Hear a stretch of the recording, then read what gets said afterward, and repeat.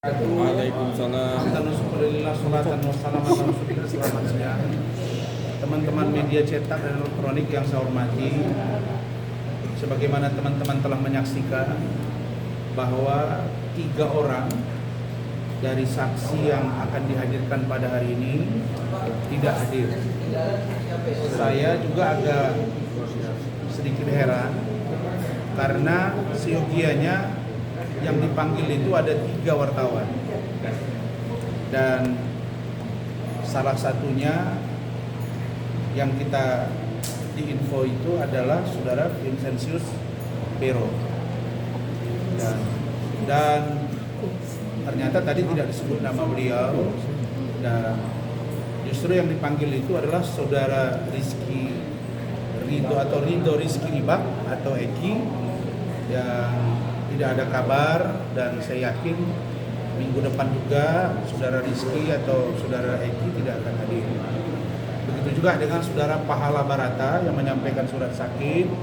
Saya kira juga saya mengucapkan terima kasih atas barangkali ketidakhadiran beliau, dan kalau memang tidak bisa datang, saya kira sudah diatur kok di Undang-Undang Pokok Pers bahwa seorang jurnalis bisa dan atau dapat tidak berkenan, tidak bersedia dimintai keterangan oleh penyidik bahkan di pengadilan. Dan itu adalah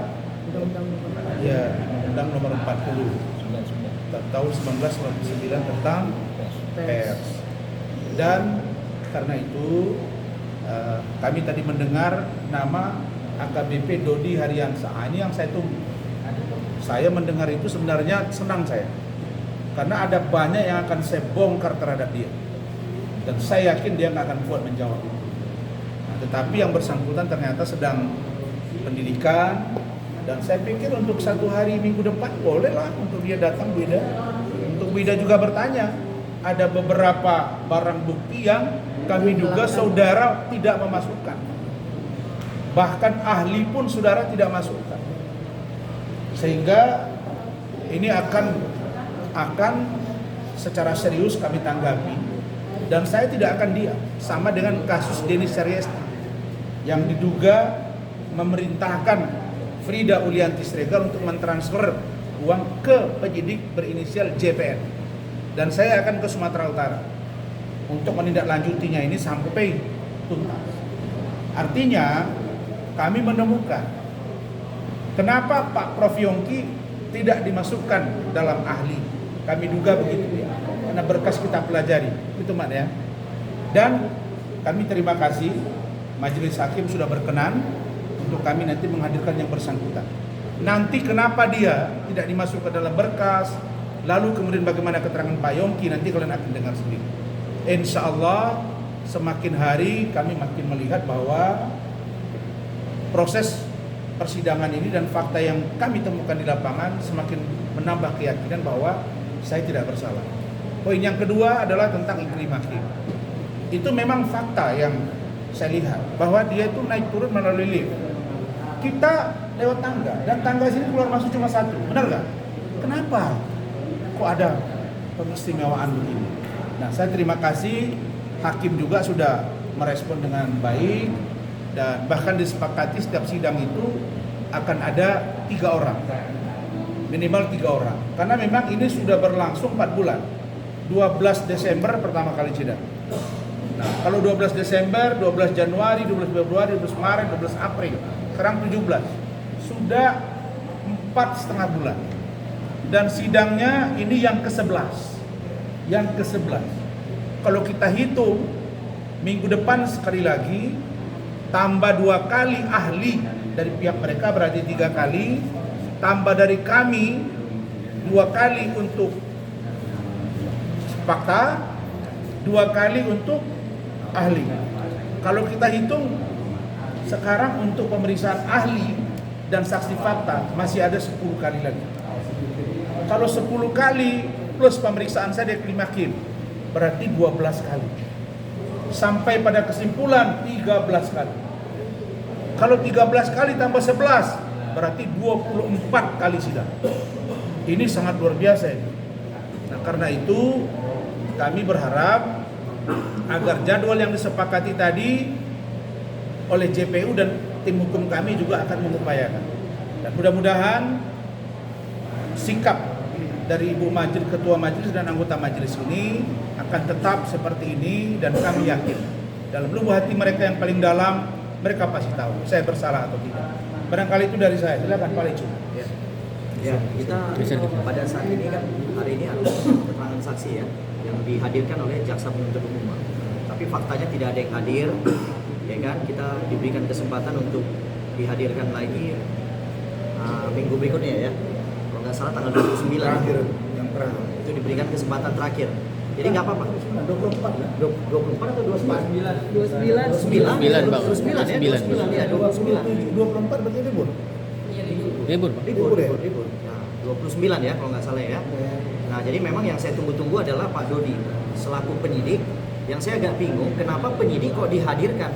Padahal penyidik ini kan yang memeriksa Bang Rasman dan Iklimah, ya kan? Nah, tapi ada beberapa alat bukti yang tidak dia masukkan. Jadi kita akan bertanya, kita akan lebih banyak menginterogasi Pak Dodi ini, ya kan? Karena udah banyak proses penyidikan yang tidak berimbang. Itu fakta. Jadi saya akan tunggu Pak Dodi, kita akan periksa dia itu lebih detail lagi nanti pada sidang berikutnya pada tanggal 29. 29 itu Selasa ya kalau nggak salah. Iya Bang, Selasa Bang. Setelah itu normal lagi kita ke Kamis. Ke Kamis lagi ya. Baik. Ke Kamis lagi. Baik. Udah. Silakan Bu Foni. Ya, kalau dari kami sama sebetulnya. Intinya kami berharap bahwa JPU dapat melakukan untuk menghadirkan tepat dengan waktu sesuai dengan tadi sudah diberikan kemunduran waktu, dan kami berharap saksi itu benar-benar dapat dihadirkan agar semuanya menjadi terang benderang, dan kami akan meyakini bahwa sesuatu yang diragukan itu akhirnya pasti adanya, bahwa kami memang tidak melakukan hal apa yang diduga selama ini dalam persidangan. Itu saja dari saya. Dari dalam pemahaman kami bahwa dokumen-dokumen yang ada sekarang itu kurang lengkap dan nanti akan kami coba dalami. Silakan Mat.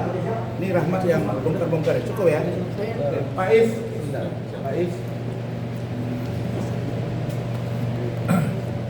Baik, terima kasih Pak Dr. Ran. Intinya pada hari ini kami hadir, saya dari Capung itu ya macet tadi di jalan. Tapi kami hari ini sidang tepat waktu, akan tetapi kecewa karena saksi yang dipanggil oleh jaksa itu ternyata tidak hadir semua.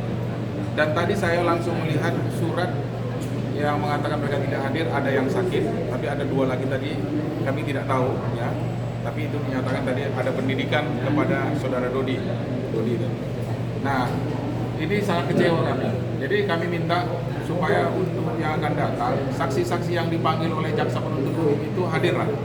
Tapi ternyata tadi yang disampaikan ditanyakan oleh majelis hakim, jaksa memanggilnya melalui penyidik, padahal tidak dikenal melalui KUHAP. Ya, harusnya jaksa langsung menyerahkan surat panggilan kepada saksi. Nah, intinya untuk ke depan, mudah-mudahan karena perkara ini sudah cukup lama, ya saksi-saksi yang dihadirkan itu pasti hadirnya. Karena kami jauh-jauh ini ada rekan-rekan kita yang dari Bandung ya Pak, ya. Dari Bandung, dari Bogor juga.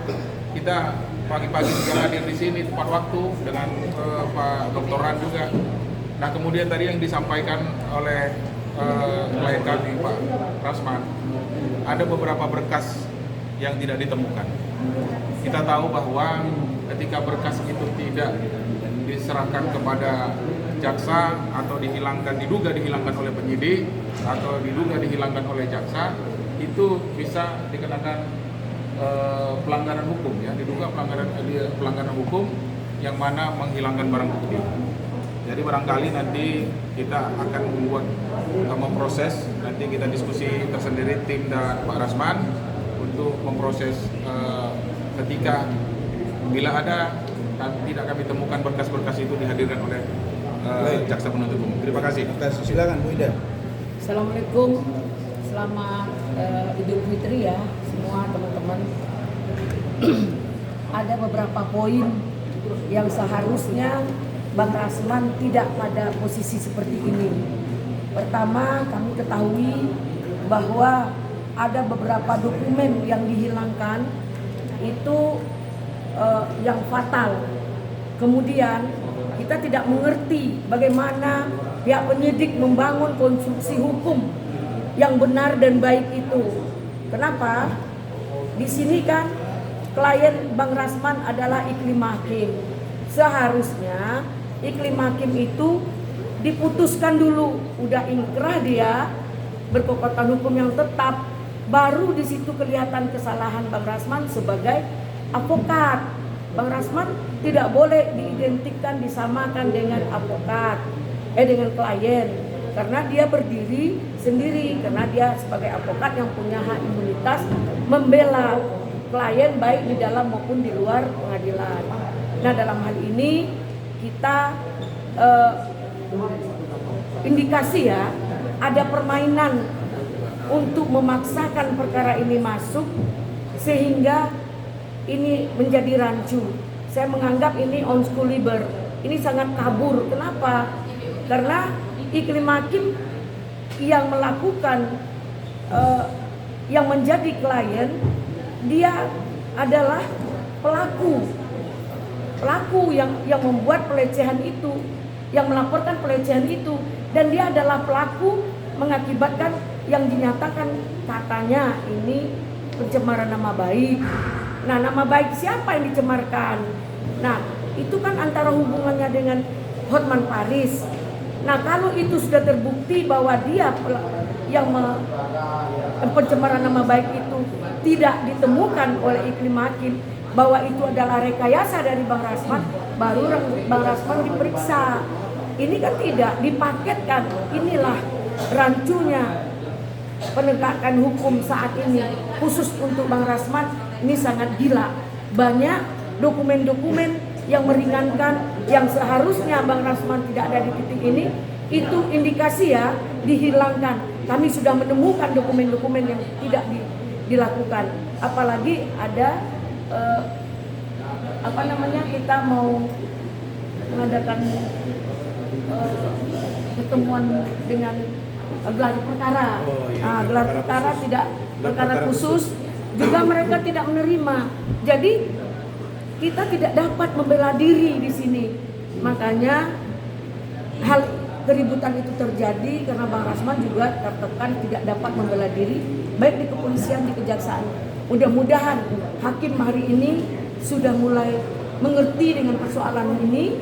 Mudah-mudahan dia bersikap dan bertindak dengan sebaik-baiknya. Karena lebih baik membebaskan 1000 penjahat daripada menahan satu orang yang tidak bersalah. Ini juga harus kita yakini. Mudah-mudahan langkah-langkah ini menjadi meringankan Bang Rasman. Kami mengharap kita onslah. Mungkin itu. Terima kasih. Baik. Jadi saya sekali lagi tegaskan ya, Pak Dodi, kau masih datang. Ya. Ya, Dodi, kau masih datang. Saya menunggumu dan saya akan debat kau untuk membuka tabir-tabir yang menurut saya banyak dugaan permainan yang kau lakukan. Ya, jangan sampai nggak datang. Jangan alasan ini majelis hakim tadi menyepakati 24 atau 29. Mat, 29 kan? 29 Bang. 29 Bang. 24 nggak ada persidangan. 29 Bang. Itu jelas ya. Jadi kita menunggu, kita memperhatikan, kita menyikapi agar semuanya berjalan sesuai dengan norma. Karena itu tadi kita melihat ada celah-celah yang dicoba dimainkan agar kasus ini memberatkan kepada saya. Gus, silakan Gus. Sedikit nih ya. Jadi yang kami sesalkan begini, sangat terlalu bodoh itu JPU. Dia mengirimkan surat kepada penyidik, padahal di top tidak dikenal. Seharusnya langsung kepada siapa? Saksi. Diduga ada sesuatu berarti. Jadi saya berharap juga kepada ketua majelis persidangan jangan terlalu berat sebelah dari awal. Jadi sekali lagi sekarang ini perlu diperhatikan bahwa dunia peradilan sedang kacau. Tentu kawan-kawan media tahu bagaimana itu di selatan dampaknya semua. Saya berharap ada keseimbangan ke depannya. Karena apa? Kalau yang kami betul-betul dijolimi dan juga sangat lucu. Ketika surat diberikan kepada penyidik, kenapa tiba-tiba dibilang sakit dan juga saya setuju. Jadi mungkin itu kami berharap dengan ini mencari keadilan dan kepastian hukum. Mungkin terima kasih. Memang memberikan alamat itu kan harus ke yang bersangkutan kan. Kalau memanggil Pahala Barata misalnya kan harus ke kantornya, bukan ke penyidik gitu. Nah, jadi kelihatan ada apa dengan penyidik. Jadi kita harapkan ya penyidik ini, kalau jaksa saya lihat masih oke, mereka masih ya. Ini Rostina, kenapa Rostina? Yang ingin kami sampaikan bahwa kami berharap tidak ada perlakuan istimewa kepada siapapun kami mencoba karena mohon maaf sekali lagi kita mengetahui bahwa pengadilan saat ini sangat disoroti Bapak Ibu. Jadi kami meminta, kami menemukan fakta bahwa ada perlakuan istimewa yang diberikan oleh pengadilan, tentunya oknum dan apapun itu diberikan kepada salah satu terdakwa. Jadi hal kecil apapun jika itu tidak imbang, ini kan kita disoroti, itu akan kelihatan di masyarakat. Jadi tolong agar tidak ada perlakuan istimewa kepada siapapun. Kalau memang diistimewakan, semuanya harus diistimewakan seperti itu.